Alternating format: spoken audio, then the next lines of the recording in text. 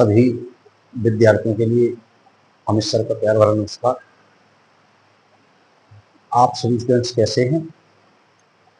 आशा करते हैं कि आप सभी विद्यार्थी सकुशल होंगे, बहुत अच्छे होंगे।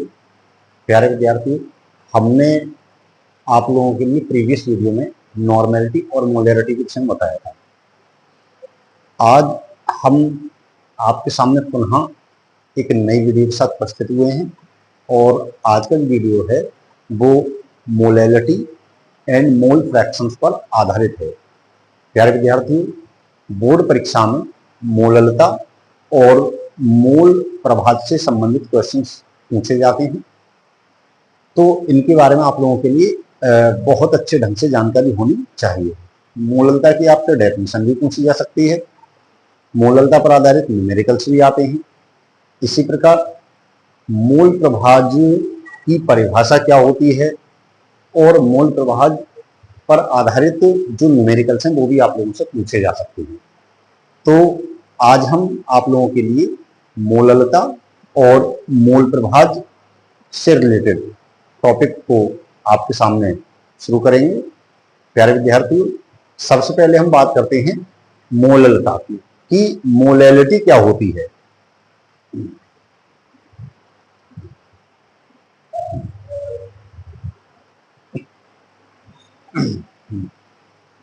तो स्टार्ट करते हैं कि मोललता क्या होती है। सबसे पहले इसकी डेफिनेशन के बारे में बात करते हैं। मोललता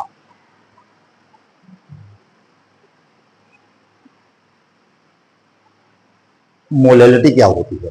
यार विद्यार्थियों, जैसे कि हमने लास्ट वीडियो में आप लोगों के लिए नॉर्मलता और मोलरता के विषय में बताया था, ठीक उसी प्रकार से हम मोललता को भी डिफाइन करेंगे और मोललता को किस प्रकार से कैलकुलेट करते हैं उसका एक फॉर्मूला रहेगा।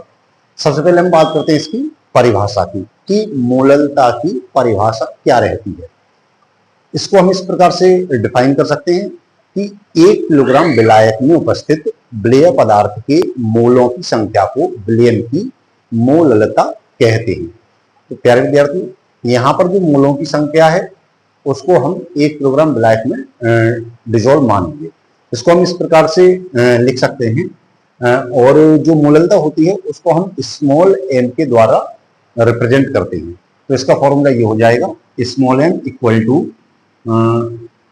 मोलों की संख्या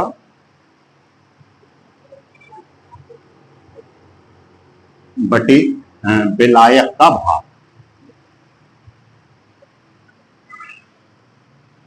और विलायक का जो भार रहेगा आपका वो केजी में यूज किया जाएगा। अगर मान लीजिए विलायक का भार जो है वो आपको ग्राम में दिया जाए तो उसको हम पहले किलोग्राम में कन्वर्ट करेंगे और फिर उसको न्यूमेरिकल में अप्लाई करेंगे। अब चूंकि मोलों की संख्या को यहाँ पर थोड़ा सिंप्लीफाई करना होता है, क्योंकि किसी भी क्वेश्चन में आप लोगों के लिए मोलों की संख्या सीधे सीधे नहीं दी जाती है।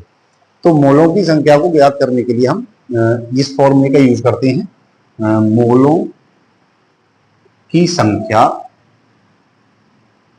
इक्वल टू पदार्थ का भार, जो भी वेट आपको दिया जाएगा और उसी पदार्थ का अणुभार क्या रहेगा। अब इन दोनों फॉर्मूलों को हम कंबाइनली कर ले रहे हैं, जिसको कि हम फाइनली न्यूमेरिकल्स के लिए यूज करेंगे।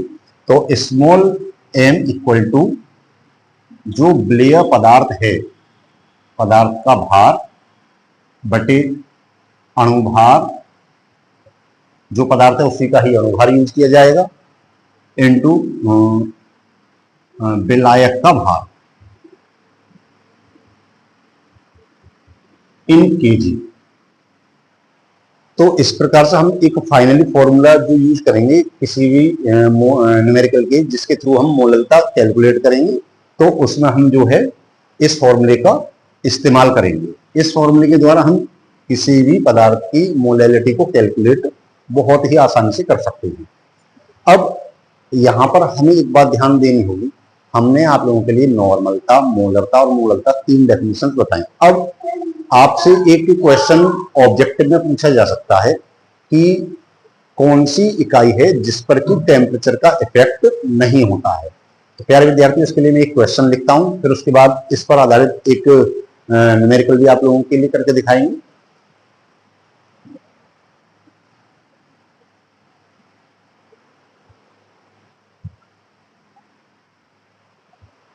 नॉर्मलता, मोलरता और मोलरता में ताप के द्वारा कौन सी इकाई प्रभावित होती है। इसके लिए आपको एक बात ध्यान रखनी है कि नॉर्मलता, मोलरता और मोलरता में हम ये देखेंगे कि वॉल्यूम, आयतन का स्टेप किस इकाई में प्रेजेंट है। अब मान लीजिए जैसे कि नॉर्मलता है, उसको हम 1 लीटर में यूज करते हैं, मोलरता को हम 1 लीटर लेने के लिए यूज करते हैं, लेकिन जो मोलरता होती है वो 1 किलोग्राम विलायक के लिए यूज की जाती है।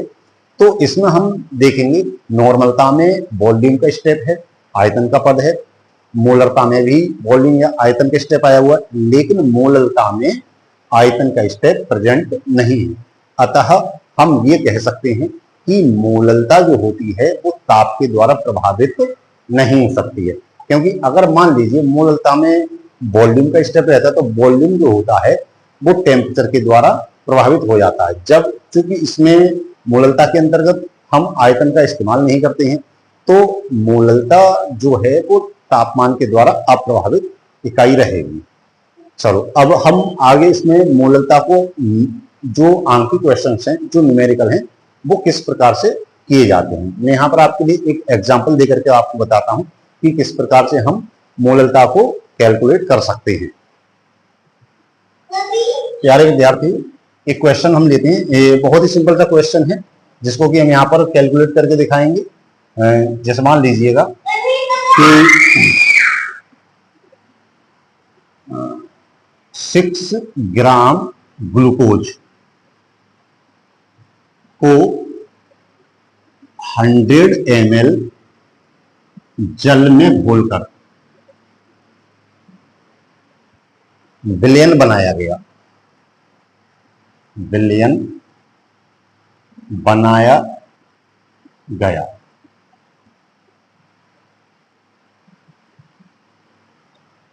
तो जो विलयन बना, विलयन की मोलरता ज्ञात कीजिए।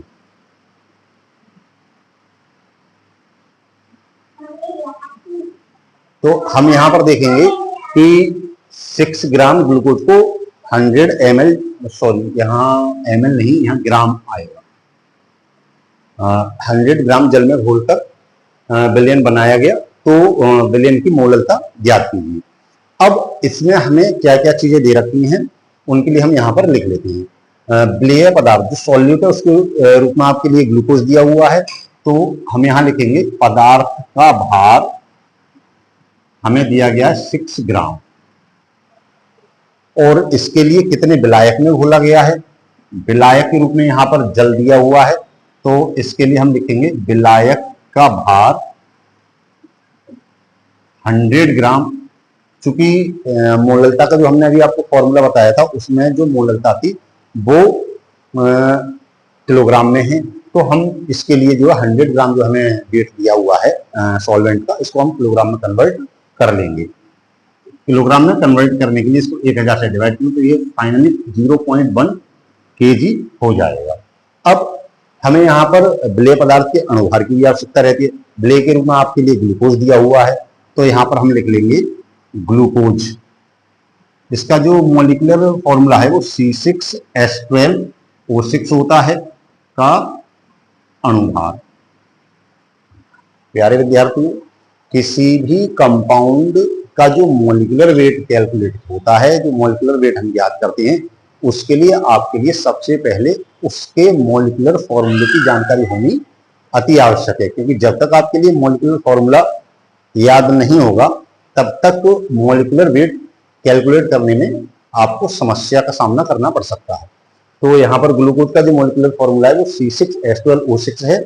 हम इसकी हेल्प से इसका मॉलिक्यूलर वेट कैलकुलेट कर सकते हैं। जैसे कि कार्बन का जो एटॉमिक वेट है वो 12 होता है, हाइड्रोजन का 1 और ऑक्सीजन का 16। अब यहाँ पर जो एटम्स की संख्या दे रखी है उस संख्या से हम एटॉमिक वेट के लिए मल्टीप्लाई करके सबके जो आएंगे उन संख्याओं को जोड़ लेंगे। जैसे कि 6 × 12 करेंगे तो ये 72 हो जाएगा, 1 इंटू 12 करेंगे तो ये 12 प्लस 16 इंटू 6 करेंगे तो ये 96 हो जाएगा। ये कुल मिलाकर जो है ये 180 हो जाएंगे। तो ग्लूकोज का जो मॉलिक्यूलर वेट होता है वो 180 रहता है। अब हम जो पदार्थ दिया है उसकी मोलेलिटी को कैलकुलेट करेंगे।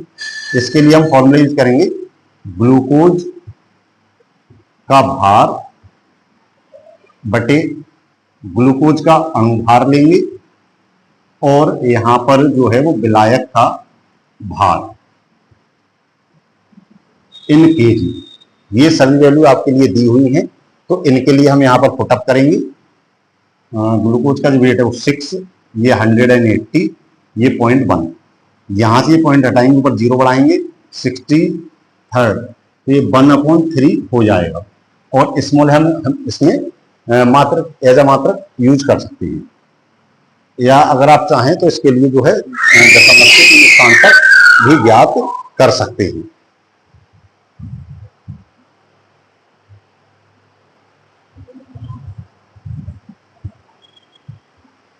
प्यारे विद्यार्थियों, आपने देखा कि हमने कितने ही आसानी से मोललता के लिए यहाँ पर कैलकुलेट किया। इसी प्रकार से आप लोग और भी बहुत सारे जो क्वेश्चंस आपके बुक्स में होंगे उनको इसी पैटर्न पे कैलकुलेट करके देखिएगा। अब हम बात करते हैं कि जो मोल फ्रैक्शन, जो मोल प्रभाज होते हैं वो क्या होते हैं।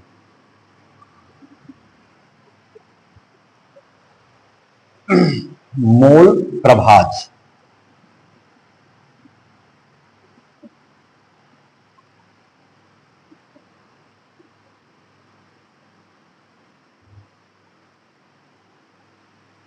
प्यारे विद्यार्थियों, इनके लिए हम मोल अंश भी कहते हैं, क्योंकि जो सॉल्यूशन होता है वो दो कंटेंट के मिलाने पर बनता है, और ये जो दोनों कंटेंट होते हैं वो ब्लेय और विलायक यानी कि सॉल्यूट और सॉल्वेंट होते हैं। प्यारे विद्यार्थियों, जब हम किसी विलयन में मोल प्रभाज का जिक्र करते हैं तो उसमें जो उसके कंटेंट होते हैं उनके मूल अंशों, उनके मोल प्रभाजों की अलग अलग व्याख्या करते हैं। तो चूंकि जो सॉल्यूशन होता है उसके बनाने में जो मुख्य कंपोनेंट, जो मुख्य कंटेंट रहते हैं वो सॉल्यूट और सॉल्वेंट होते हैं, तो यहाँ पर हम सॉल्यूट के मोल फ्रैक्शंस और जो सॉल्वेंट के मोल फ्रैक्शंस है उनको अलग अलग डिफाइन करेंगे, उनके फॉर्मूले भी अलग अलग रहेंगे। जैसा कि पहले हम बात करते हैं ब्लेय के मोल प्रभाज की। ब्लेय के मोल प्रभाज, चूंकि जो विलयन होता है वो ब्लेय और विलायक दोनों के मिलाने पर बनाया जाता है, तो जो विलयन में कुल मोल प्रभाज प्रेजेंट होंगे वो ब्लेय और विलायक दोनों के होंगे। और ब्लेय के जो मोल प्रभाज रहते हैं उसको हम कुछ इस प्रकार से डिफाइन कर सकते हैं कि विलयन में उपस्थित ब्लेय पदार्थ के मोल और विलयन के कुल मोलों का जो रेशो रहेगा उसको हम ब्लेय का मोल प्रभाज कहेंगे, यानी कि small N upon small N plus capital N. यहाँ स्मॉल एन सॉल्यूट के मोल्स को रिप्रेजेंट करने के लिए यूज किया है और कैपिटल एन सॉल्वेंट के मोल्स को रिप्रेजेंट करने के लिए यूज किया गया है। इसी प्रकार से हम विलायक के मोल प्रभाज को भी फॉर्मूले के अंतर्गत कन्वर्ट कर सकते हैं। विलायक के मोल प्रभाज, तो जो विलायक के मोल प्रभाज होते हैं विलयन में प्रेजेंट विलायक के मोल और विलयन के कुल मोलों का जो रेशो रहता है वो विलायक के मोल प्रभाज के बराबर रहता है। ये capital N upon small N plus capital N, ये विलायक के मोल प्रभाज का फॉर्मूला हो जाएगा।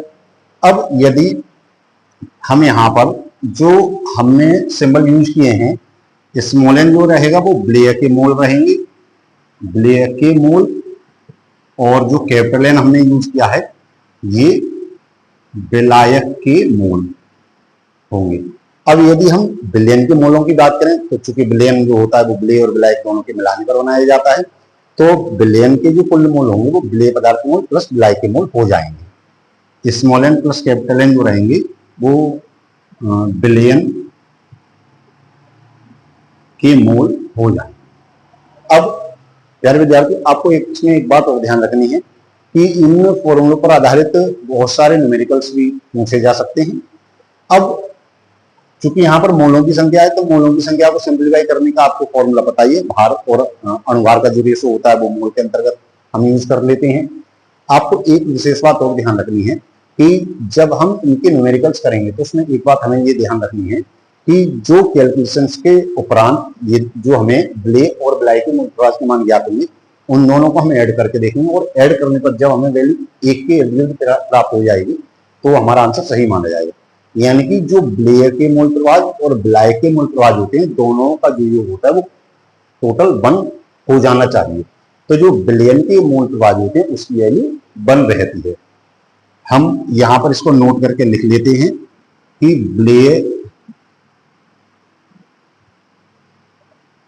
ब्ले के मूल प्रवाह प्लस विलायक के मूल प्रवाह इक्वल टू 1। यानी कि ब्ले पदार्थ के मूल प्रवाह और विलायक के जो मूल प्रवाह की वैल्यू रहेगी, उन दोनों को जब हम जोड़ेंगे तो वो वैल्यू 1 के समथिंग हो जाएगी। यदि मान लीजिए आपसे कैलकुलेशन में कहीं भी त्रुटि हुई है तो उसमें उस कंडीशन में आपके जो योग रहेगा ब्ले और विलायक के मूल प्रवाह का, वो 1 नहीं रहेगा। प्यारे विद्यार्थियों, आपको वीडियो कैसी लगी लाइक करें, कमेंट करें और वीडियो को ज्यादा से ज्यादा शेयर करें और चैनल को सब्सक्राइब भी करें। धन्यवाद।